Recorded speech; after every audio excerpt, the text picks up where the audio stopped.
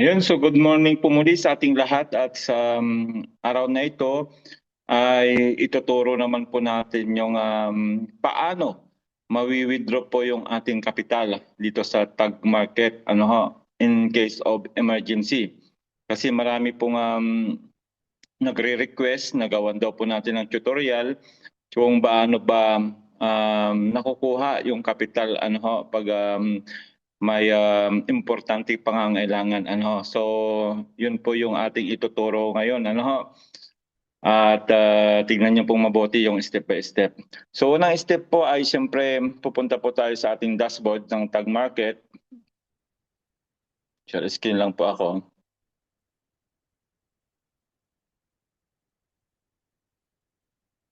Okay. So dito na tayo sa dashboard.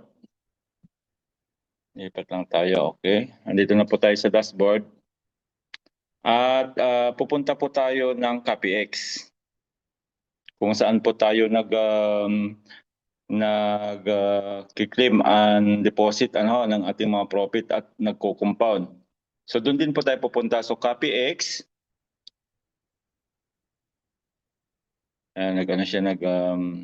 Nag-refresh. Wait lang po. Tayo lang natin.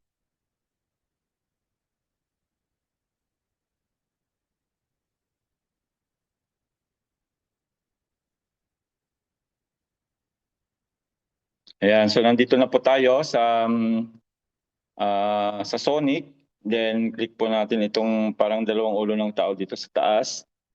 Then pupunta po tayo ng strategies. Okay.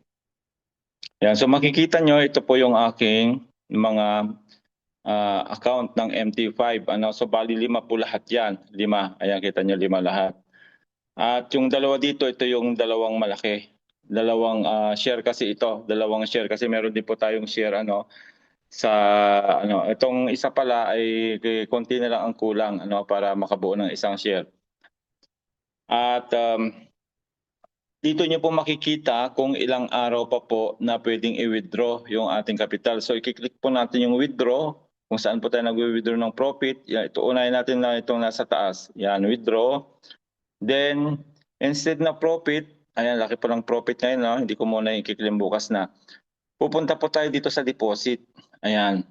So pagdating sa deposit, ayan makikita nyo na po dito, eligible in 7 days. So ibig sabihin, itong first account ko po na may laman na 2,500 mahigit, in case na kailanganin ko po siya, ay pwede ko na siyang withdrawin in 7 days from now o 1 week from now. Okay? Yan po yung unang account. Pero dito sa pangalawang account, yung 2,250, ito po yung pwede nang withdrawin. Ayan, pupunta ulit tayo sa deposit at ayan na po siya. Kung nakikita nyo po dito na already eligible na po siya, ibig sabihin, tapos na po yung 30 days na hindi po tayo nag-compound, hindi tayo nag-reinvest sa account na yan.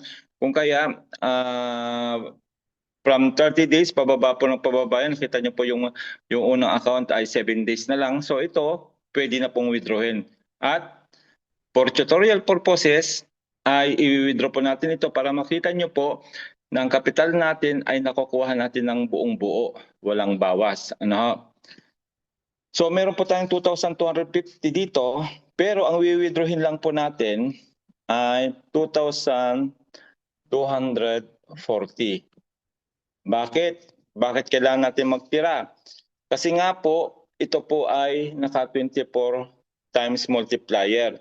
So pag sinero po kasi natin yan, pag winithdraw na po natin ng lahat yan, 2,250, makuklose na po itong account. Hindi nyo na po pwedeng dagdagan sa susunod pag gusto nyo pong dagdagan yung kapital.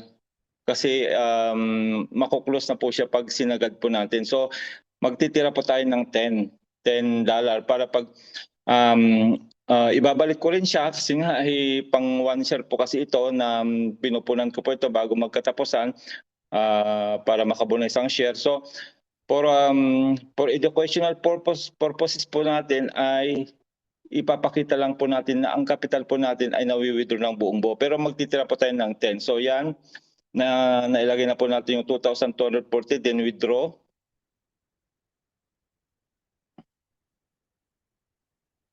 So ayun na po, na-withdraw na siya. Ganun lang. Ang natira ay 10 na lang. Kita nyo? 10 na lang po ang natira doon. Pero yung winidraw natin, ibabalik din po natin yan. Pinakita lang natin na na-withdraw. Then, i-refresh lang po natin itong ating account para mapunta na po siya sa account balance. Ayan po. Ayan, i-refresh lang po natin.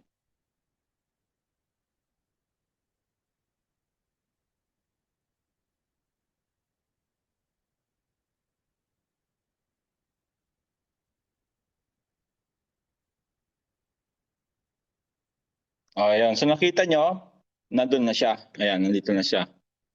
Nandito na sa ating pong account balance. Then, i-withdraw na po natin palabas ng ating tag wallet, papunta na po ng external wallet o sa mga crypto wallet natin kung saan natin peperahin o kung saan natin i-withdraw. So click po natin ito, menu bar, then punta po tayo ng tag wallet.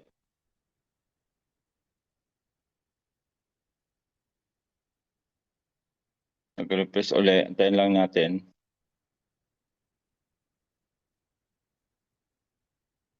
Okay. Then punta na po tayo dito sa ating withdrawals. Nandito na po yung ating mga crypto wallet kung saan po natin i-withdraw. So yan, i-withdraw na po natin lahat, 2,240.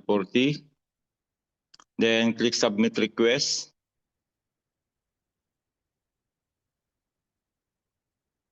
Okay. Then click po natin your attention is required, yung kulay blue po. Yan. Then magsiselect na po tayo ng crypto wallet kung saan po natin i-withdraw. So i-withdraw ko po ito sa ating Bitget wallet. Ito pong pangatlo. Dahil ibabalik din po natin yan pag dumating bukas. Okay, yan po yung ating Bitget wallet. Then select din po natin crypto na withdrawal. Okay. Then click na po natin yung withdraw. Ayan. Your request has been submitted successfully. Tapos i-okay na po natin. Ayan, okay na siya. Then maya-maya po ay may darating na pong email. May darating na pong email na nagsasabi na natanggap na po natin yung ating request. Ayun, na po, nag-pop up na po siya sa taas.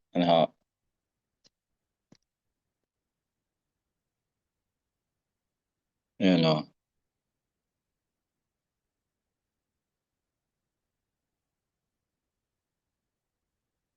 Ayan nakalagay. Great news.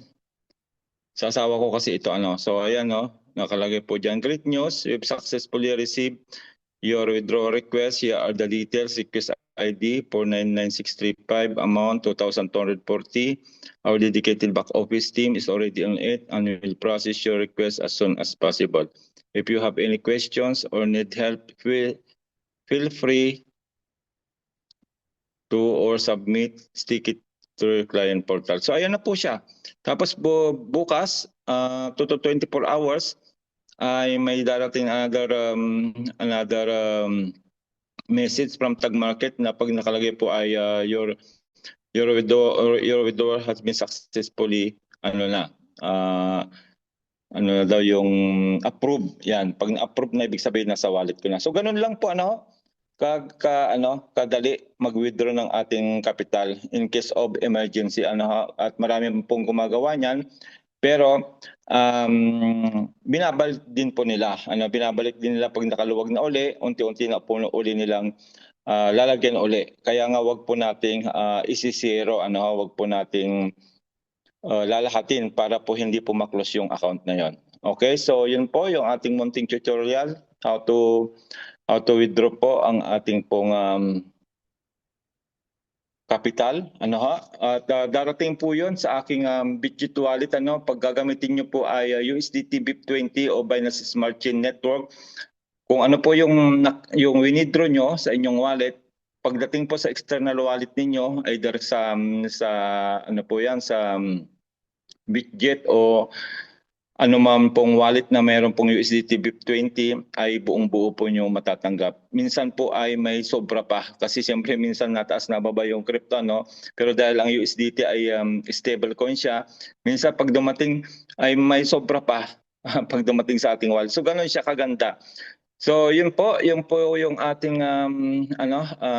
ginawang tutorial today dahil sa marami pong nagre-request para po maipakita sa kanilang mga prospects o sa kanilang mga invite ng ating tag market ay hindi nangunguha ng kapital, intact po yung kapital natin at ang ating i-withdraw lang po daily yung pong ating mga profit once na nag-trade yung ating Sonic ay meron po tayong profit. Kagaya ngayon, nakatatlong trade po siya ngayon, dalawang panalo, isang talo, pero mas malaki po yung profit kaysa doon sa talo. Ayan, so ipopost po natin yung mamaya. So again, thank you po sa lahat ng makakapanood nito. Share nyo na lang po ito sa mga humihingi ng video tutorial kung paano po na we-withdraw yung capital in case of emergency. Siyempre po, pag withdraw na po natin yan at hindi na po binalik, siyempre wala na pong mag-i-income. Kaya nga po sinasabi namin, bakit mo withdrawin araw-araw ka naman kumikita? Ang dahilan ay dahil for emergency needs kasi may mga gumawa na po niyan yung mga OFW na mga member natin na pag-uwi ng Pilipinas ay siyempre short po ng budget kaya ang sabi nila, withdrawin muna yung capital, then pagbalik uli ng abroad ay ibabalik din po unti-unti. So yun po yung karamihan pong ginagawa ng mga member natin ng mga OFW. Siyempre, kahit sino man po pwedeng gawin yan in case of emergency needs. So again, salamat po at God bless po sa ating lahat. Until next tutorial po ulit. Bye-bye.